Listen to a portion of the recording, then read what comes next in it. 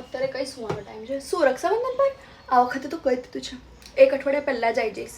હા નહીં તો અરે આ શું સવારે જવાનું, સાંજે પાછા આવી જવાનું, અને એમાં બી પછી ગાઈ ગાઈને સંભળાજ કે રક્ષાબંધનના દિવસે તો તારા ઘેર ગઈ હતી. અરે ભાઈ, ભાઈ બહેનનો એક વર્ષમાં તહેવાર આવે તોય નહીં જવાનું આપણે? કહી દીધું છે મારી સાસુ. અરે આ શું જપા છે? તું બી છે ને એક અઠવાડિયો રહીને જ જજે તો ખબર પડે. મારી સાસુ કહે છે કે બેટા છે ને એક દિવસ પહેલાં જઈને છે ને તો રાખી બાંધી દેજે તારા ભાઈને, બરાબર? તારી નણંદો બી આવવાની છે તો એમનું બી જોવાનું ને. મેં કીધું કેવું હોય તો દીદીને છે ને તો તમે એક દિવસ પહેલાં બોલાવી લો.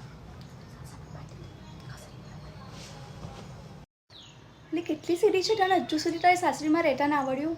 મેં તો કાનના કપડાં બી લઈ લીધા, જો બતાડું તને. અને તું હજુ લીધા નહીં? પહેરી લે ફટાફટ. 2 મિનિટ પહેલાં બતાડું છું.